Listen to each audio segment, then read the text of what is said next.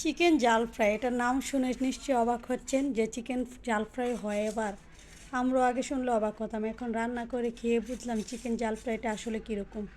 তো আসসালামু আলাইকুম, সবাই কেমন আছেন? আশা করি ভালো আছেন। তো আমিও আল্লাহর রহমতে আপনাদের দোয়া ও ভালোবাসায় অনেক ভালো আছি।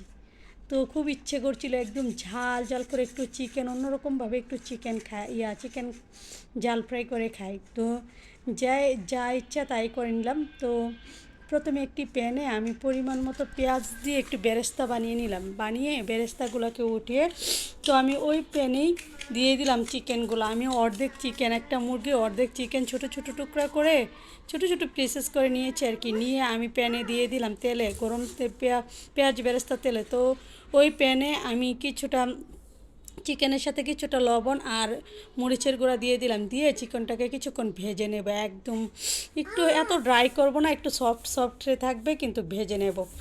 চিকেনটা যখন কিছুটা ভাজা হয়ে যাবে তখন আমি মাঝখান দিয়ে ফালি করা 4টা টমেটো দিয়ে দেব। তো টমেটোগুলোকে আমি দিয়ে একদম চিকেনের সাথে ভালোভাবে মিক্স করে এখন একটা ঢাকনা দিয়ে ঢেকে দেবো যতক্ষণ পর্যন্ত টমেটোটা একদম সফট হয়ে না আসে। তো এই তো টমেটোটা সফট হয়ে চিকেন থেকে কতটা পানি উঠেছে দেখুন।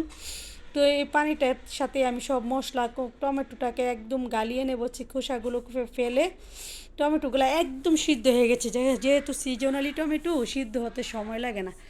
তো এখন টমেটোগুলোকে একদম আমি একটি পেঁচলার সাহায্যে একদম করে নিয়েছি, মিক্স করে নিয়েছি, একদম পেস্ট করে নিয়েছি। নিয়ে এখন আমি বাকি মশলাগুলো দিয়ে দেব।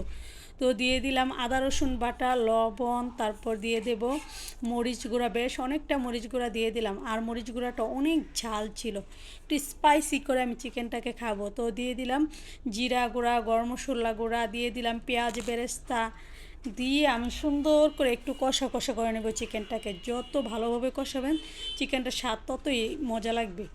আর চিকেনটা এইভাবে রান্না করে খেয়ে দেখবেন, মানে এত দুর্দান্ত টেস্ট লাগে বলে বোঝানোর মতো না, মানে এতটাই টেস্ট লাগে এই চিকেনটা। আমি তো খেয়ে মানে একদম ফিদা, মানে এতটা মজা লেগেছিল আমার কাছে।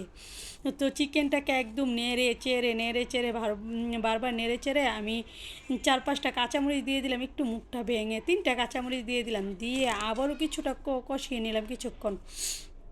কষাতে কষাতে এক পর্যায়ে যখন লেগে লেগে আসবে তখন আমি ঝোলের জন্য একটু গরম পানি দিয়ে দেবো, মানে সামান্য ঝোল দেব। দিয়ে মানে কুসুম গরম পানি দিয়ে দিলাম, দিয়ে একদম ভালোভাবে নেড়েছে, হালকা ঝোল দিলাম, দেখেন না ঝোলটা একদম কষা কষা করে নেব। মানে এই চিকেনটা এতটাই মজা লেগেছে যেটা বলে বোঝানোর মতো না। তো এই তো আমার চিকেন কষাটা প্রায় হয়ে গেছে দেখুন। আমি লাস্ট পর্যায়ে আরও কিছুটা পেঁয়াজ বেরেস্তা দিয়ে তো এখন আমি উঠিয়ে নেব চিকেনটাকে, একটু কষা কষা থাকবে।